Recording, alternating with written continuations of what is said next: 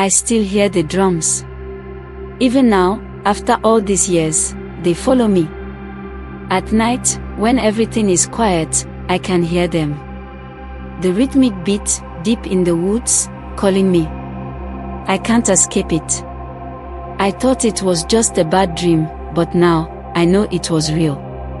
It happened when I was a boy, just 12 years old. I lived in a small village in the middle of nowhere, deep in the forest.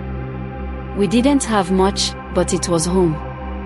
There were stories, old, scary stories about the hunter and the priestess. My elders would speak in whispers, eyes wide with fear whenever their names were mentioned. The hunter, they said, was a man who could track anyone or anything, no matter how far they went. He was not just skilled, but unnatural. They said he was blessed by the spirits, but it didn't feel like a blessing. It felt like a curse. He was a man of the night, walking with the shadows, his eyes glowing like fire. They said he could make you disappear, without a trace, if you crossed him.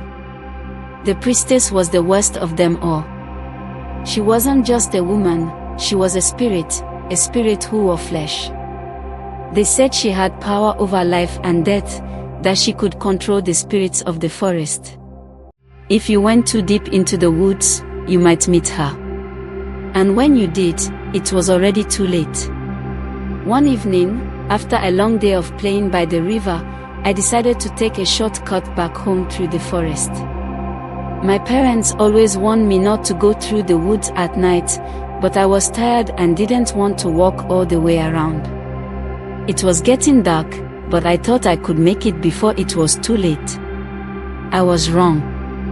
The trees were thicker than I remembered. The air felt different, heavy, thick with something I couldn't place. It was then I heard it. A low, rhythmic sound. Drums. At first, I thought it was just the wind, or maybe a group of travelers, but the closer I got, the clearer it became. The drums weren't normal. They weren't from any human hands. Then I saw them. A man and a woman stood in the clearing, just beyond the trees. The man was tall, taller than any man I'd ever seen, and his eyes shone in the dark like burning coals. The woman was draped in a long robe, her face hidden beneath a veil of shadows. I couldn't see her face, but I could feel her eyes on me, watching. I froze. My heart pounded in my chest. They didn't move. The drums kept beating. Closer, closer, like they were pulling me in. Suddenly, the man's voice broke the silence. "You should not be here," he said. His voice was cold, but there was a strange hunger in it, like he was starving.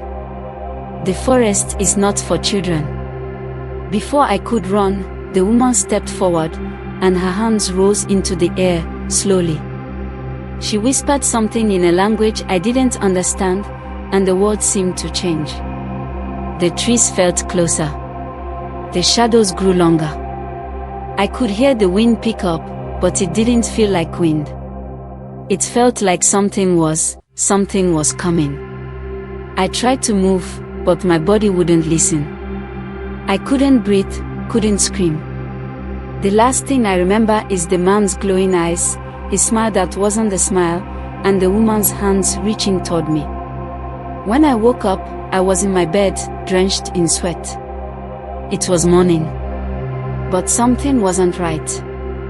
The village was quiet, too quiet. I ran outside to find no one. The houses were empty. The fields were untouched.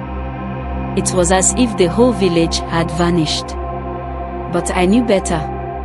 The drums had stopped. And in the silence, I could still feel them watching.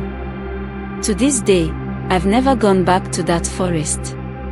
I moved far away from there, but sometimes, in the dead of night, when the wind picks up and the trees groan, I hear the drums.